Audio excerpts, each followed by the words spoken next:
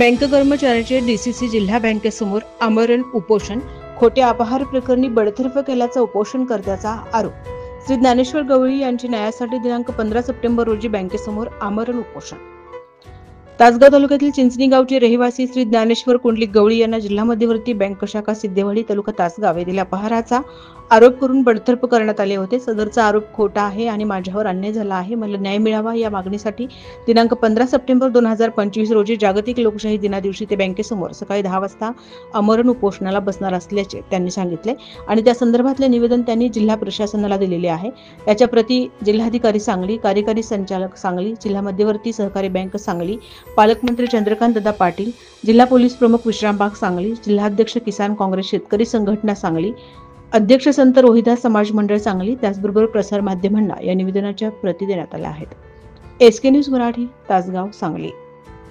नमस्कार, मी ज्ञानेश्वर कुंडलिक गवळी, सांगली जिल्हा मध्यवर्ती बँकेत सर्व्हिसला होतो, शाखा सिद्धेवाडीकडे.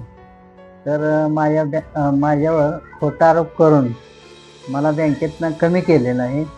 कोर्टात मी केस केलेली आहे कामगार न्यायालयात.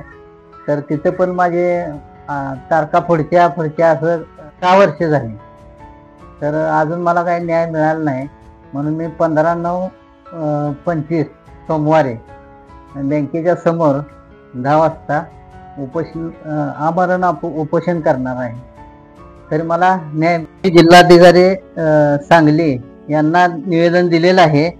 तसेच पोलीस अधीक्षक सांगली यांना पण निवेदन दिलेलं 8 तारखेला दिलेलं आहे. तसेच जिल्हा उपनिबंधक यांना हे निवेदन दिलेलं आहे. मुख्य कार्यालय सांगली जिल्हा मध्यवर्ती MD साहेबांच्याकडे मी निवेदन दिलेलं आहे. 8 तारखेला सगळ्यांनाच निवेदन दिलेलं आहे. प्रसार माध्यमांच्याकडे पण मी निवेदन दिलेलं आहे. SK न्यूज अध्यक्षा यांच्याकडं, तसेच प्रतिष्ठा न्यूज अध्यक्षांच्याकडं निवेदन दिलेलं आहे. तसेच दैनिक पुढारी, तसेच दैनिक सकाळ यांना पोच केलेले आहे. वलभीम विकास सोसायटी जरंडी येथील सुरेश अरुण चिंत्रे, चेअरमन संभाजी मारुती शिंदे, तसेच नानासाहेब बजरंग पाटील बस्तवडे गाव, सुखदेव दादू हक्के शेती अधिकारी सिद्धेवाडी शाखेतील यांनी मिळून केलेला 79,300 माझ्यावरती खोटा आरोप टाकून मला बँकेतून कमी केलेला आहे. तरी मला न्याय मिळावा.